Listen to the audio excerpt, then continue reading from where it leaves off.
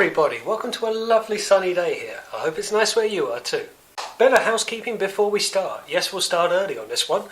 One of my videos, I'm very proud to say, has reached 1,500 views. I'm really pleased with that. That was my Zeta Toys Bruticus unboxing and review. It's done it over a period of time. It's not necessarily my most recent video, but I'm really pleased with that and I cannot thank you enough. But back to it. Today we're taking a look through the looking glass at a very famous character in the Transformers universe. We are looking at Scorponok.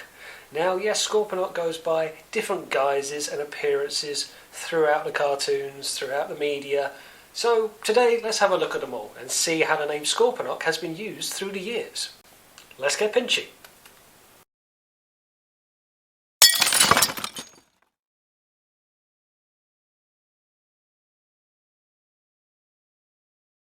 So we'll start with the Generation 1 cartoon, as there's not much to Scorponok in this. There's not much of a series either, it's a mini-series. This Scorponok is really an autonomous figure. He's a big Titan-class figure controlled by Zarek and has a couple of speaking roles, not much of anything, and is largely voiced and controlled by Zarek himself. Now, nevertheless, he is an imposing Titan that we've only ever seen once before in Trypticon. So when he comes along, turns into a base that can fly, so it's essentially a Decepticon ship, a walking Titan and a Scorpion, a triple changing Titan. That is pretty damn impressive, even if he doesn't have a personality himself. In the Marvel Comics, however, Scorponok takes on a completely different role. He's not a Titan in this series, in fact he's more of an Ultra Magnus build, and even at one point takes over as leader of the Decepticons. This Scorponok is much more maniacal, almost more so than Megatron. There's much more of a viciousness here and a ruthlessness to lead. It makes sense that he is the leader of the Decepticons.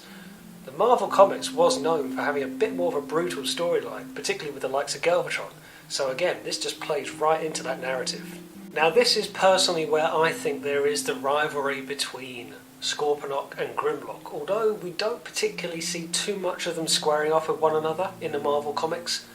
Scorponok is a very ruthless and dark leader of the Decepticons. Even if it is a splinter cell of the Decepticons, he is this kind of ruthless enforcer that kind of leads with fear.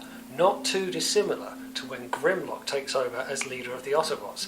There's this brutishness on both sides. These two would ultimately meet further down the line. But jumping forward to something a bit different, the mid-90s come along and Beast Wars turns up with another Scorponok, who doesn't quite have the same impact as the purple and green one did.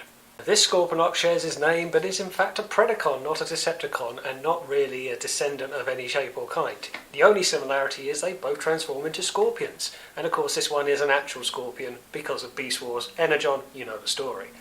So this Scorponok is really seen as a bit of a comedy of errors. He's spending most of the series getting blown up.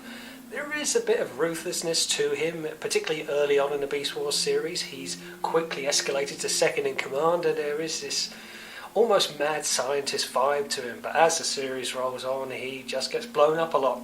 And there's not much to his character beyond that, as he's mercilessly killed off at the end of the first season. But then coming back to a more familiar storyline with IDW, and Scorponok does make sporadic appearances, it's fair to say, most notably towards the end of the last continuity of IDW, whatever you want to call that, phase 2, phase original era, original continuity, there's a lot of words for it, but it introduces a very bizarre passage of the Firstborn, where you see a very startling image of Scorponok housing what appears to be a human child, like within his womb. It's a very peculiar thing, and I'm not entirely sure where they were going to go with that in the long term.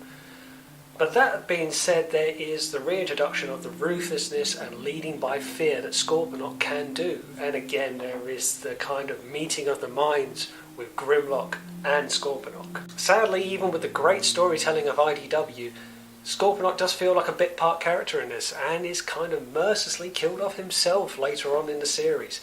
There is this kind of feeling of unfulfilled potential with him. There's a very interesting character, not necessarily being mother or father to a human child within, but the depth of the character and the fun they could have had with a Tarn, a Decepticon Justice Division, and Scorponok as well. That really could have gone somewhere, and sadly, at least in this continuity, we didn't get to see it. But now for something completely different. We're moving into the live action movies, and this time Scorponok does appear, well in name at least, and it is a scorpion, but again it has no bearing on the Beast Wars character or the G1 character or any other form of Scorponok before. This is the first time we see a brand new character in almost a cassette-like form. It appears out the back of Blackout in one of the first scenes in the Transformers live-action movies. When Blackout lands at a military base and starts wreaking havoc, you see a scorpion backflip off the back of Blackout and tunnelling off to cause mayhem. Later on we would see him engaging with the humans and coming off worse for wear in the exchange. But again, as there's no speaking lines here, this really comes across as an autonomous character. There is some sentient activity going on, it knows what it's doing, it's causing destruction, but there's no personality involved and certainly nothing to link it to other Scorponok incarnations. But then coming forward in more recent times, we see a very nice introduction in the Netflix Earthrise series. Now, this was a very good introduction, just rumbling down a corridor, and again, he's no longer Titan class, even though his figure was sold as such. A scorpion starts clawing up the wall. But again, this Scorponok doesn't feel much like his comic representative. If anything, he feels like his Generation 1 representative, a bit dumbed down, a bit autonomous.